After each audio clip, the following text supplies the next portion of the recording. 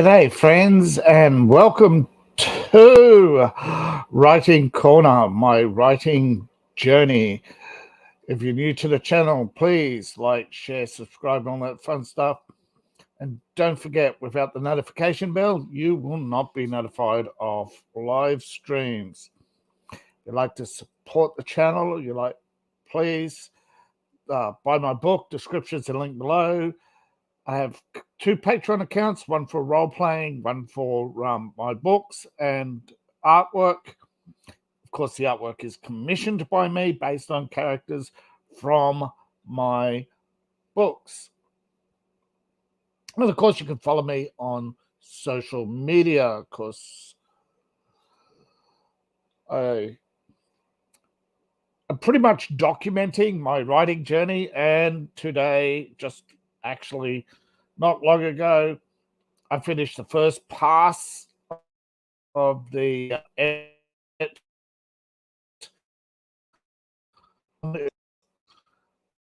Last month, it had taken me almost all month to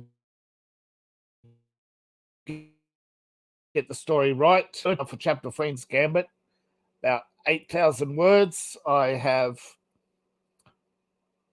roughly probably 2 edits to go before I'm happy that the story is complete. I might actually get a second chapter in this month, but it won't be uploaded.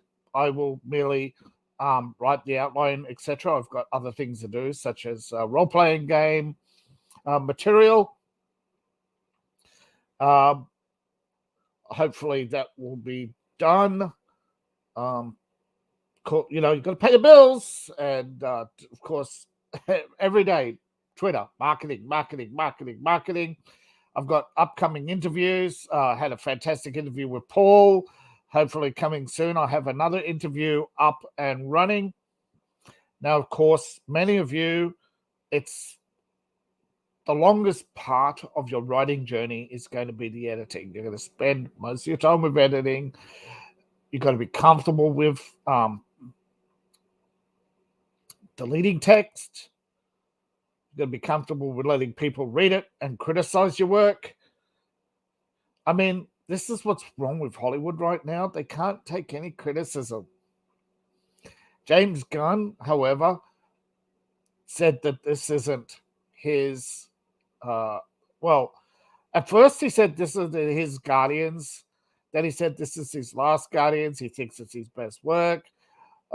It's always changing. So, I mean, when you're in marketing, when you're a writer, you're always your own marketer. Even you can have a dozen agents. You're going to have the best agency in the world, but it's your face front and center that they're going to present. Of course, you're going to have to present your work, even if you filmed 9 hours and it's cut down to 2.5 hours, and your best work will never get seen. All the retakes, all the left out jokes, some of it, 20 minutes, about 20 minutes of cut material might make it to the DVD. But of course, there's the trailer. Often the whole trailer shot from a different perspective. This is the problem. It's like the book, the book trailer, the blurb. We spend so much time trying to polish that we forget we've got to be comfortable with the final product. Most of us are not under the gun.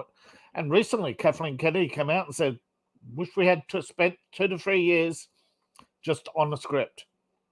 That's actually a good thing. Most scripts are written within a year. They go through a team process. So 6 months on the writing, 6 months on the editing. Sometimes it's 3 months on the writing, 6 months on the editing, and then it's the rewrites. It's shocking. Every studio has it. But we're not really about script writing here, but I just want to give to you an example of editing that no matter what form you take, whether are you really writing your blog that day, that moment, and happy with it. If you are, fantastic. If you're doing short stories on Patreon and you're putting out 2 to 3 a month, fantastic. I'm not that fast. I'm not that quick. And quite frankly, I'm tired of seeing people really cheap on Patreon. I mean, to some extent, I'm cheap, but I mean, really, you'll pay a fortune to. I guess it's the value, and we really have to present ourselves as greater value. Right now, there's a writer strike, and as you know, writers, as I said, they spend the majority of their time editing their own work, and they can't take criticism. But writing tools, I think right now, the best, and it is AI, course is both. I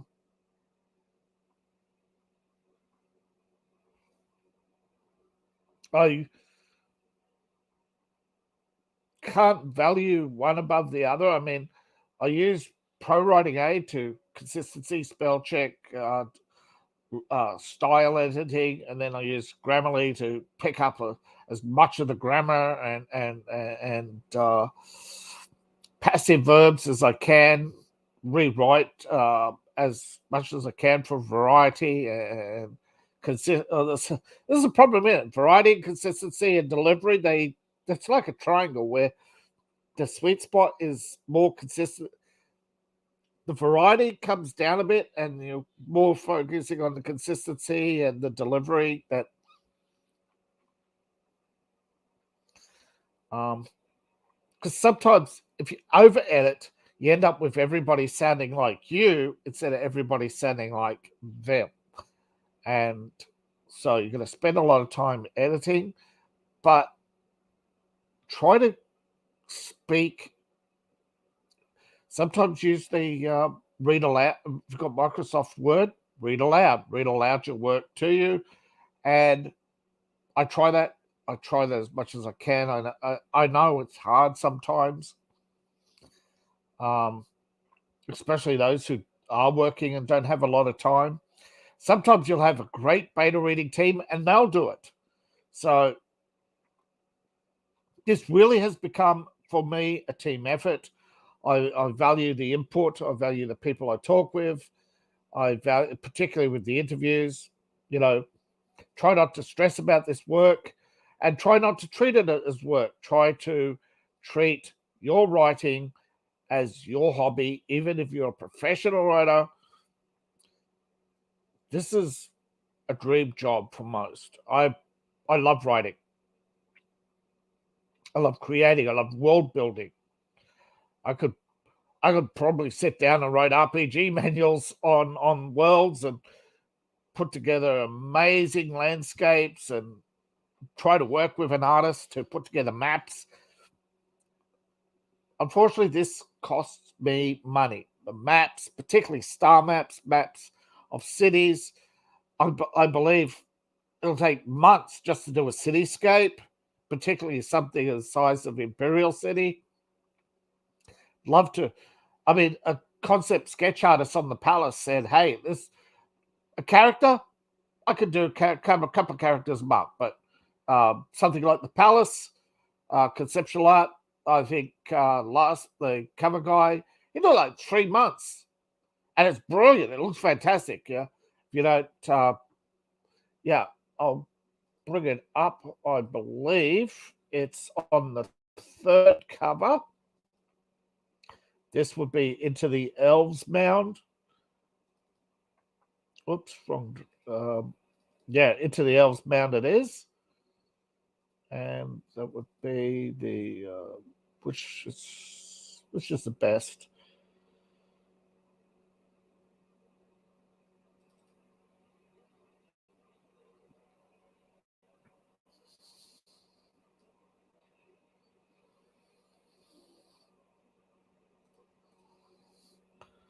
Yeah, that's it. That's it. Now to share.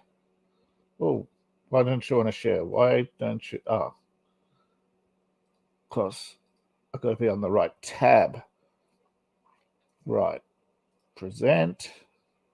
Share screen.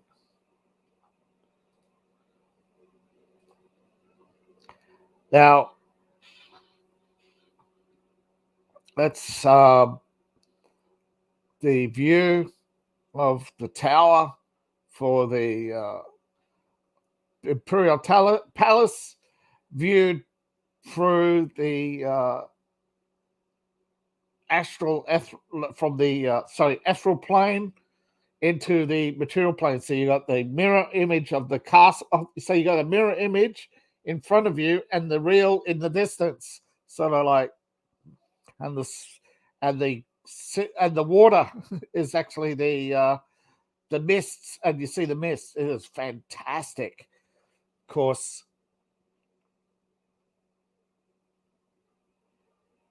this actually took months. But it's fantastic. It's really fantastic. Of course, supposed to be over a kilometre high, a massive building. Of course, there's nothing to give you that grand scale with Cade in his transformed state looking down over it. It's a brilliant cover. That's just a snippet. But editing, you have multiple things to edit. You have your chapters, you have your overall story, consistency, the journey, timing, pacing.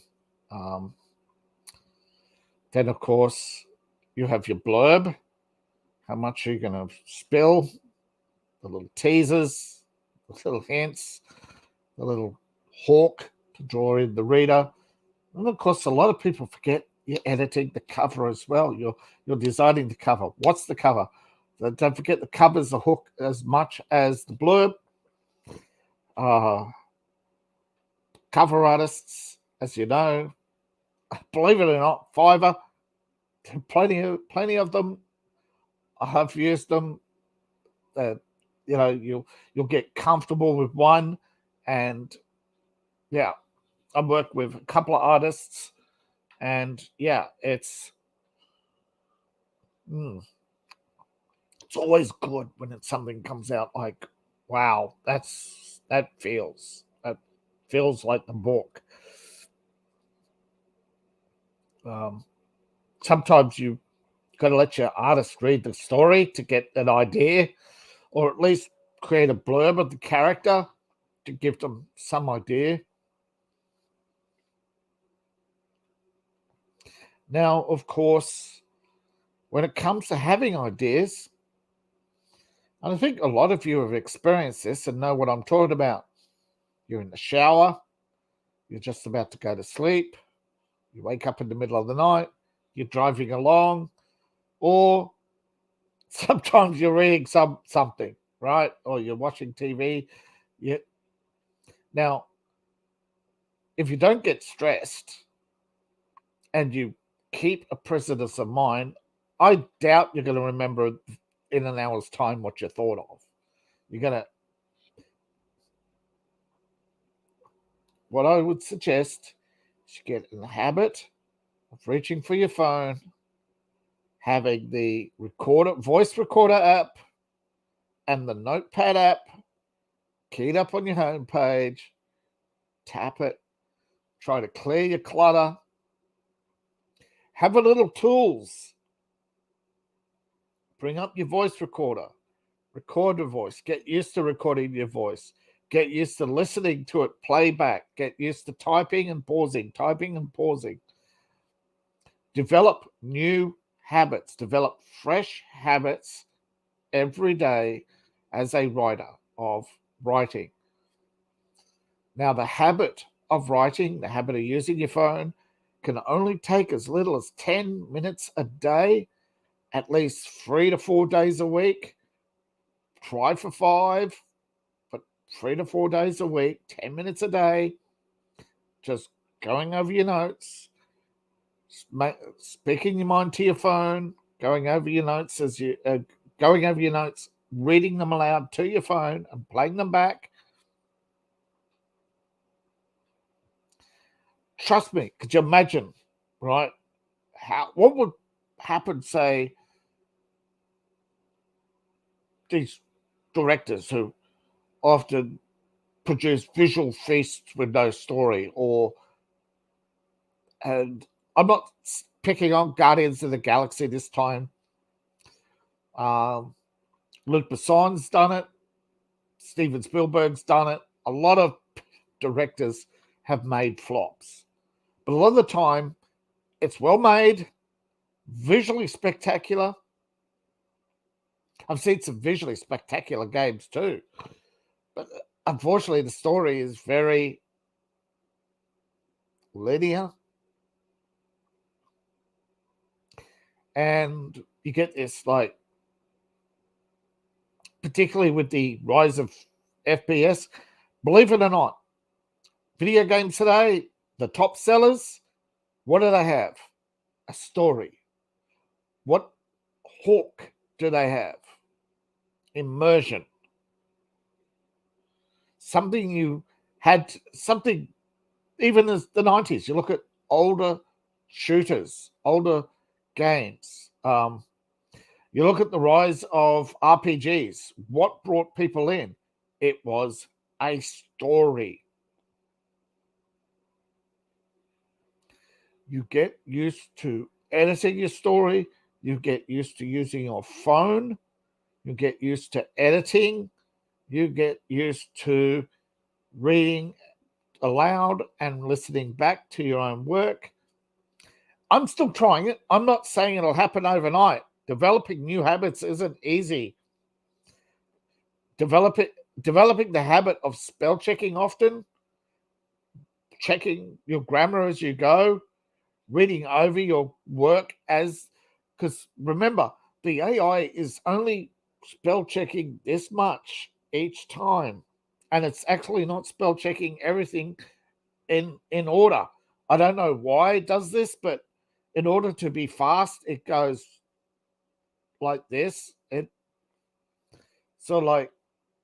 It's really weird. Sometimes when you load Grammarly and paste, so the less you paste, this is another habit with editing, you got to take paragraphs at a time, slow down your editing, improve your polishing and reading as you edit. Reading aloud, playing back doesn't have to be every chapter. It doesn't have to be everything. When you decide something needs to be edited in full, that's when you go, right, we're going to play this back. We're going to read it aloud, play it back, read it aloud, play it back, edit as we're reading aloud. And we are going to develop the habit of not being attached to our characters, to their words, but to the overall story. We have to have our characters true to the story. A villain doesn't always have to be a villain. I don't like the villain's perspective. I think we waste too much time. I think overall, I'm not picking on Harry Potter either, but I think it's overbloated, overmarketed, overbloated, overhyped. Like the Little Mermaid. I remember with Harry Potter, years before I saw Harry Potter on the shelf, I heard nothing but Harry Potter. I wish I had $1 million to buy a marketing campaign and have BBC, CNN, Forbes do a piece on me, BBC interview. I believe that was 50 grand. Could have easily had a BBC interview of own 50 grand. Don't forget, media outlets are mercenary. Having a good publicist definitely helps.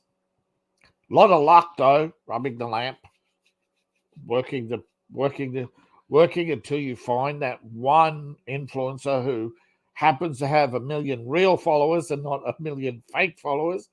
Instagram and other traps, I think it's for another day.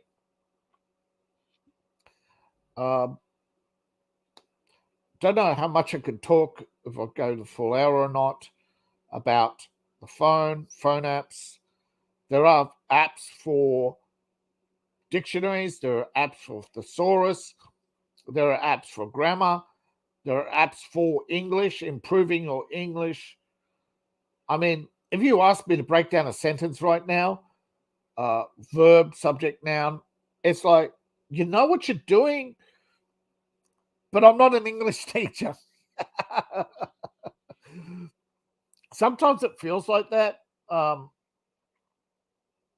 The art of writing, I think, yeah, it's like being in an English class all over again. But yes, let the hate flow. No, but you got to let go. You got to let go. Try to open up your mind and understand that you're trying to improve yourself. So, try to let go of that feeling that you've read it before. This happens as you're editing. You'll see and you go, I've read this before, I've read this, but you've got to try to clear your mind, let it go, that feeling of deja vu, even though it's absolutely real. You have read it before, have seen it before, have heard it all before.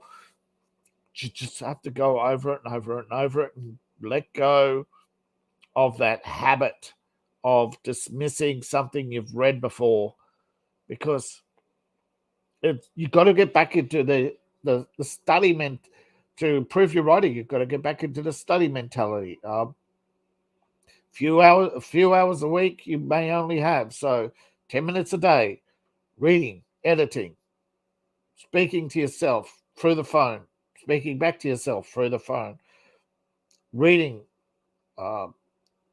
trying to TV tropes. This is, I think, one of the best for tropes for your genre. Reading other novels in your genre, but you got to remember, you do you.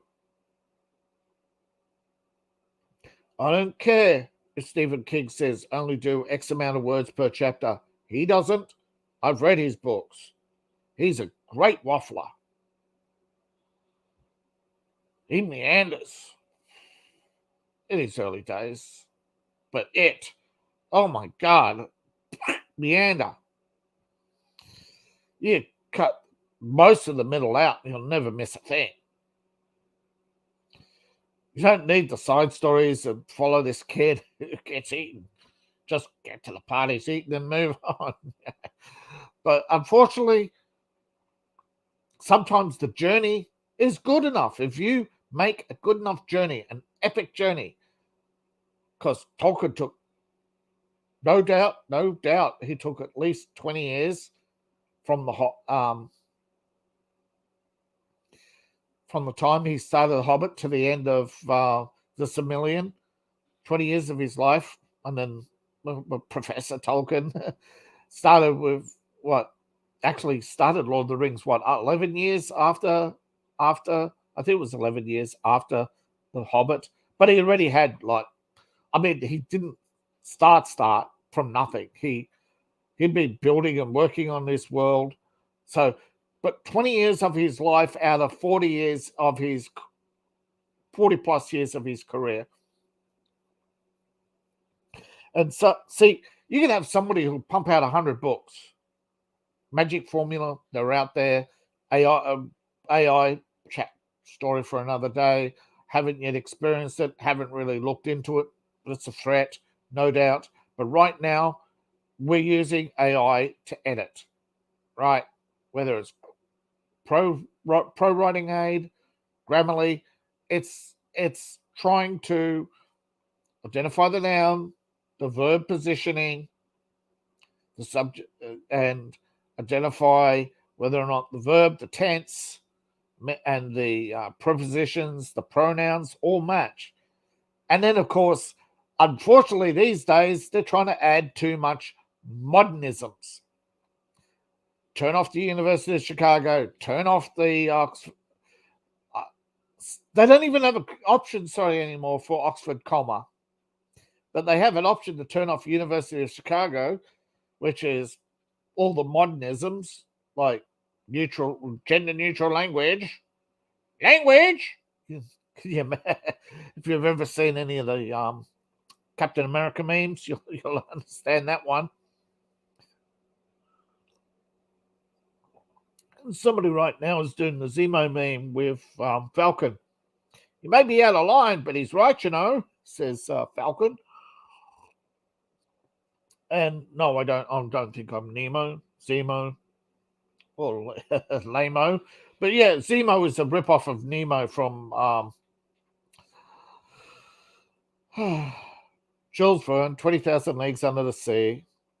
And I think Captain Nemo reappears in a later story too.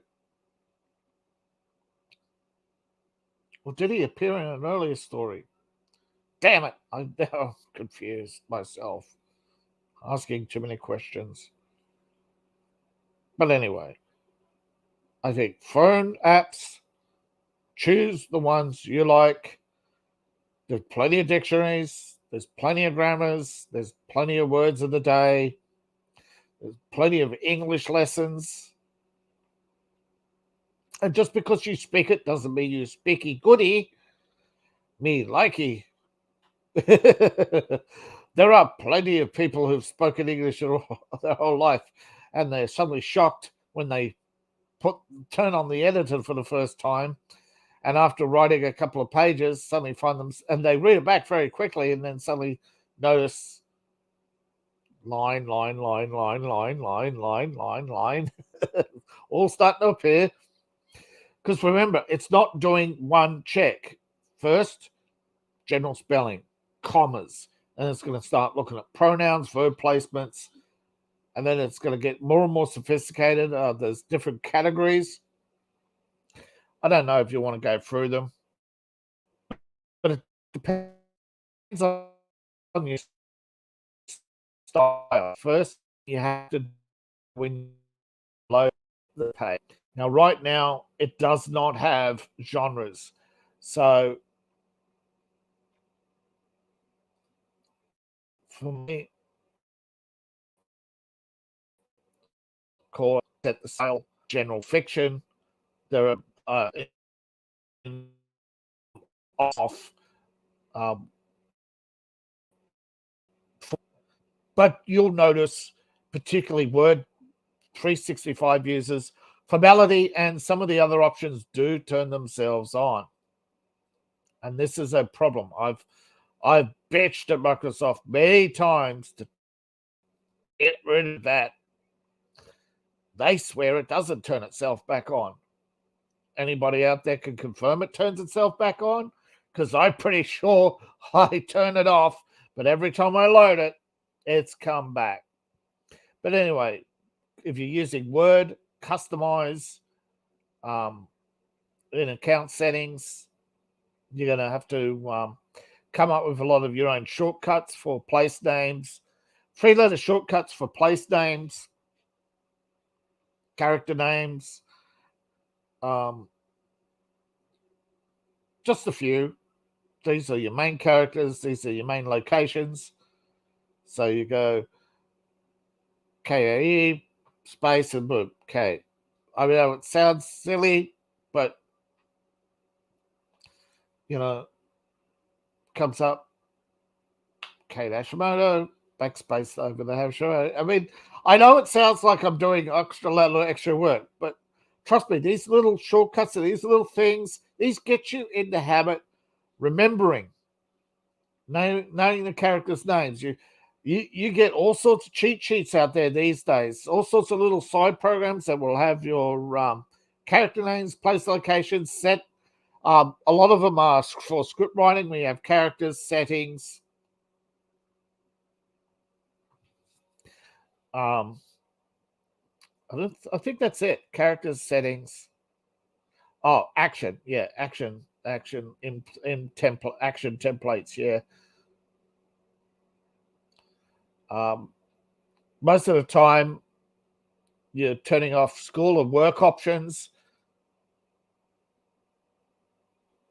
And most of the time, you are going to find, no matter how many times you get told you're using the wrong pronouns, the wrong conjunctions, or the comma before conjunctions, and then you go back consistency in punctuation. So the first tab you're going to deal with is correctness. Just go through straight up spell check. But it's also going to then give you grammar. Basic grammar, consistency of whether you're using straight or curly, doesn't matter which. It just doesn't like it if you use both. If you're going to do thoughts, try to use italics for thoughts and single quotes instead of double quotes, although sometimes I end up putting double quotes. I'm trying to be consistent, so I break sometimes my own rules. We're not perfect. We're all going to break our own rules. But commas, there are 3 sets of different rules out there for commas. There are different rules for clarity. That is putting the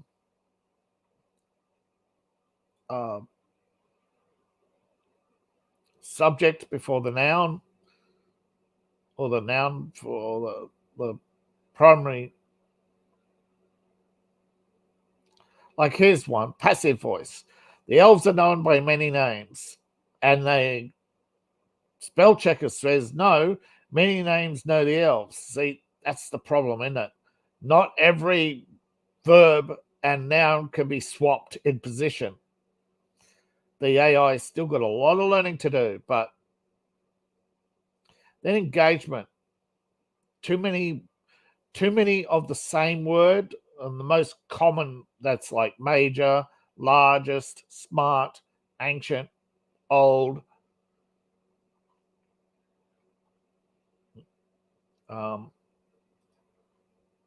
There's a thing called delivery. Usually if you nail delivery, you'll never actually notice that there's something wrong. It rarely ever tells you, but if it does, it's usually poor delivery is when you basically leave out conjunctions, prepositions, too few adjectives or too many adjectives. That's where you get a style guide. Now, most Grammarly and ProWritingAid and most other editors out there are all geared to business. Don't need a style guide. There is not a style guide yet that I have met that understands tropes and individual characteristic styles of the subgenres. Now, those in the know that science fantasy is a subgenre of science fiction and fantasy. It is a mix of the two. You take Star Wars, spaceships, and the Force. The Force is magic. It's a pretty neat mix, except most of the magic is gone. It's just most of it is too subtle. It has no generalized rules, rarely used, and it's rather at times comic book. Now, you'll hear the phrase comic book often. If somebody says you're coming across as comic book, that can be good and bad. Comic book style is when there are no hard physics. Give you a prime example. Bugs Bunny runs across the Roadrunner. The Roadrunner runs, and he goes off the cliff, and he's running through the air and hits the road on the other side and keeps going. The coyote's chasing him, and he gets to the edge and goes, uh-oh, and pew, physics. Because he doesn't die in comic book physics. Slingshotting. Again, Roadrunner runs past, coyote hits the slingshot. Slingshot doesn't go off. Now that's rubber band physics. That's physics of rubber band. Quite simple. Stretch, let go, playing. Nope. not in comic book. Comic book physics can be seen in Star Wars, like two major ships colliding and then just gently brush off each other. No, it's called cold welding. Okay, you have two cold pieces of metal, you slam them together. This is a technique actually used to make swords. Fold, slam together. You actually slam the metal together so often it becomes one piece. It's called cold welding. Hot welding is where you take two hot metals and two cold metals, slam them together and heat up the joint. And of course, you get that scar. Cold welding is when you're slamming two metals together and pounding them, and then spend the rest of the time unpounding the sides until it all back to shape. Yeah, that's cold welding. And the two starships that collide, they'd be stuck, right? They're cold welded. The size and momentum, the larger slamming into the middle would pretty much bombs falling. Now, even with spring physics, they don't accelerate. They maintain the fastest. They hit a certain speed, the spring, bang, but they don't spring. They fall. They're clearly not sprung. Or even in modern submarines, they still use pneumatic launching, not spring launching, or rubber banding, or anything that involves tension. Because if you've ever worked on a farm and had to do fencing, as you pull the fence wire, you have to you band it off, put the tensor, and you flick it, and twang. That's about right. If it's too loose, it'll eventually stretch, and every couple of months you come across and stretch it to the tensor back up again, because the wire will stretch, and eventually, after a couple of years, the wire will just go twang. So eventually, you come across and you get that that's just vibrating, and right, I can get a couple of more years out of this fence without pulling it too tight. So yeah, a couple of months, just little launch, just enough to keep it from slapping, but not enough so it goes twang like a guitar string. Otherwise, you break it sooner. But another thing with the wire, you get this great. Eventually, you'll have this much wire over. You have to grab it, crease it, break it. Those real life physics, those little touches of physics, a lot of people don't understand, right? Sword fighting, you're not actually killing them most of the time. Two armored knights, they're slamming each other with swords, right? They're not slamming each other with the cut end. They're slamming each other with the blunt end to make them disorientated. And when they're disorientated and fall down, then they take the blade and notch it into either the neck or up under the collar, under the helmet, into the head, or in many cases the back, nape. They're literally that's right, through the derriere, giving them the hoisted on their own petard treatment, usually with a spike, not rather than a sword. Or the groin.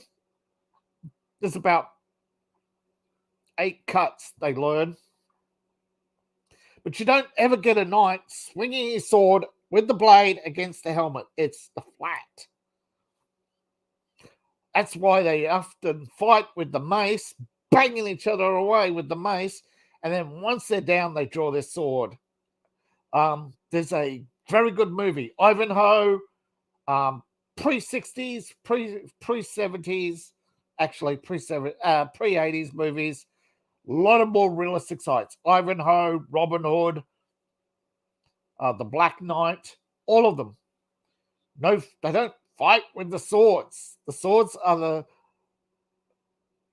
coup de grace.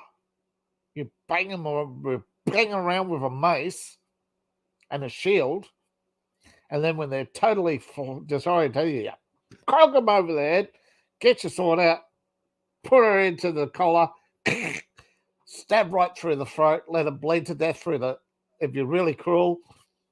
Or once it's in, you just basically sever the spinal cord backward. It's gruesome, but that's reality. That's when we get in comic book physics. When you're editing, you've got to think how realistic. Even if you're dealing with progression fantasy, particularly you look at the difference, say, between Call of Duty, 1 shot, 1 kill, 3 shots. Let's take it. Grunts, 1 shot, 1 kill. Sarge, put about 2 to 3 bullets in the Sarge, or maybe a clean headshot through the eye. You got to take him down. Then you get an officer. You probably empty half a clip. That's the hard tank. You can stand there all day. Toink, toink, toink, toink, toink. They're laughing at you. Cyberpunk, RPGs in general, or even some shooters. Yeah, enemies who are bullet sponges. WoW. Trying to think. Final Fantasy. Trying to think of a really good RPG right now for science fiction. It's got a really good balance of physics and let's call it metaphysics, where a character can take a lot of hits. I'm not going to use Cyberpunk because my experiences with Cyberpunk is very limited, and a lot of time I've seen only a few playthroughs, but my friend who plays it pretty much rage quit because it's crashing all the time on him.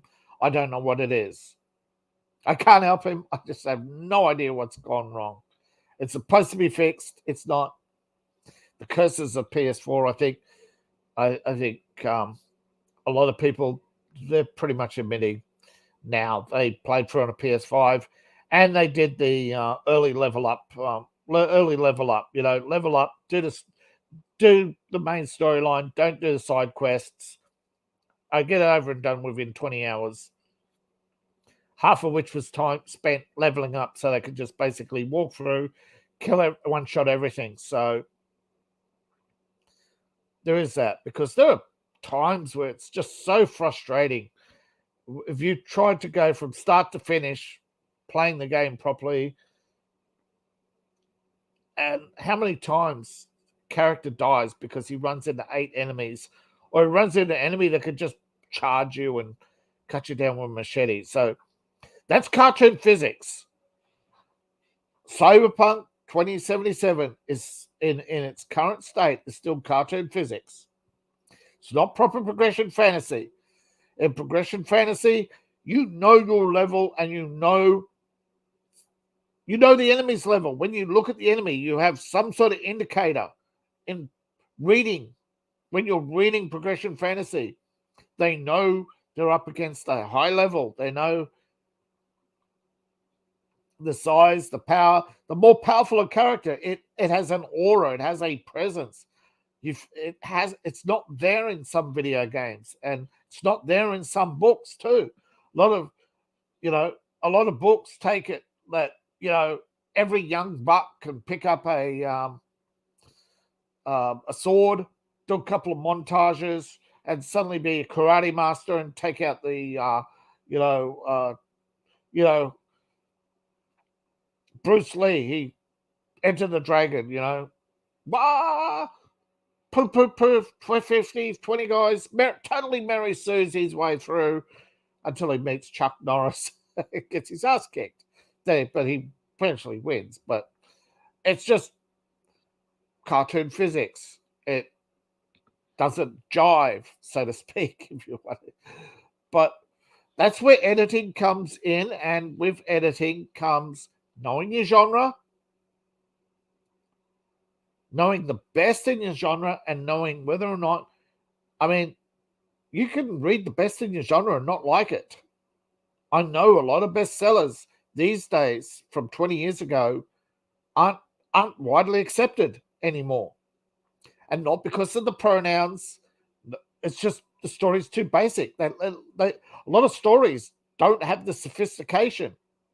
Early Robin Hood, how many edits and rewrites has Robin Hood been through before the classic Disney tale took hold, and it hasn't been changed since, and it's dropped off in popularity.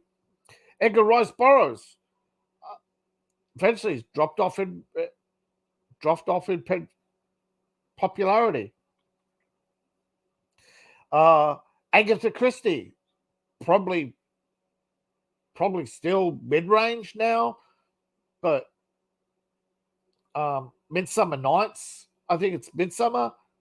I think the Midsummer series shines through. It's a modern British murder mystery series. I think it's called Midsummer. They did a TV show. It's brilliant, well edited, well designed, and of course, if you're a mystery writer, here's a huge tip. You got your four stages of the investigation: the inciting incident, the initial investigation, the red herring, the realization and confrontation of the perpetrator. You start with the perpetrator and work out backwards.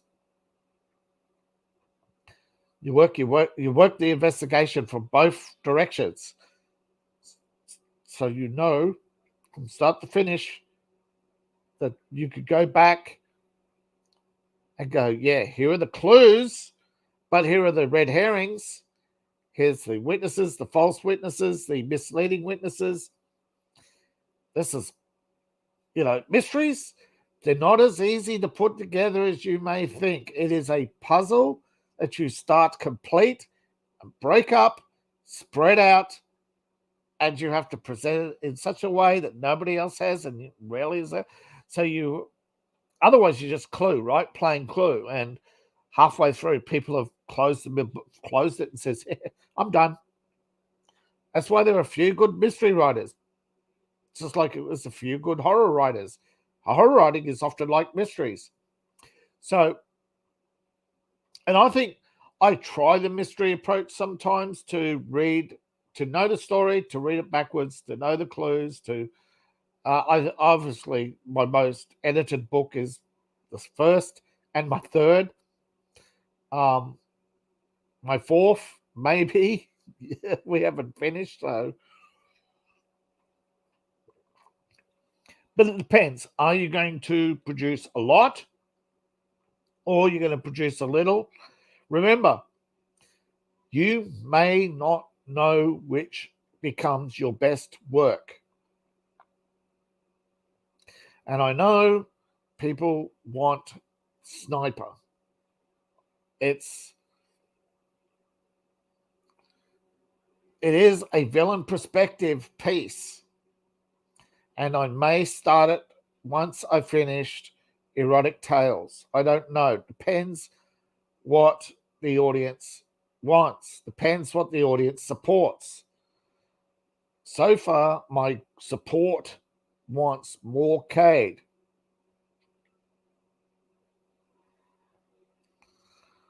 Less villains. More of the Empire. So, of course, as my audience grows, I have to try to keep my core audience. Sniper is just something I came up with and was workshopping for a while because I actually did want the challenge of writing a villain piece.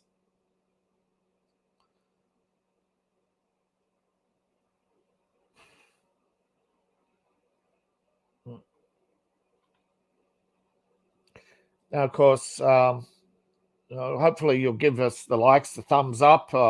If you're just tuning in, please try to watch the whole thing. If you haven't subscribed, please do. And I'm also asking people, can you please subscribe on Rumble?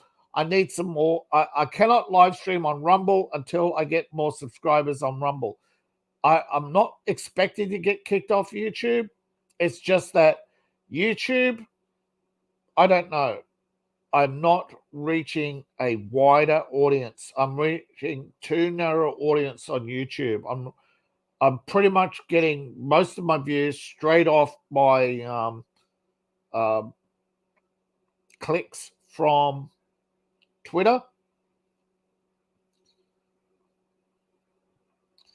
But anyway, I appreciate the audience. I appreciate your feedback. Comments below. Ask questions. I'll do my best to answer. Coming up, I probably want to do something on the scammers out there every day. I get emails. You probably all get emails. Some of the sites I use, some of the tools I use. I try not to answer emails. I try to block as many sites as I can. It's getting difficult. A lot of these new email programs, they don't give you many options. Like you block up to some of them you can hardly block. You put in block, and then just, it'll only process the first 10 or 20. You have to manually run rules all the time on Outlook, because I think and rules on Outlook are just so poorly managed right now. But there's just so much to do now. But as a reminder, your phone, I'll go over. I mean, I'm just using the basic Samsung apps at the moment. If anybody knows a better voice recorder or clips, let me know. Anything you want to know, but I just basically I do have a Microsoft 365 account, so because it's a cloud account, it allows me to file share, gives me extra files. I could use the file share to send large files between my phone and PC, able to share files from my phone to people. Of course, sometimes you have to download and use another app it just all depends. But I'm getting there. I mean, a lot of apps don't work with each other as well. And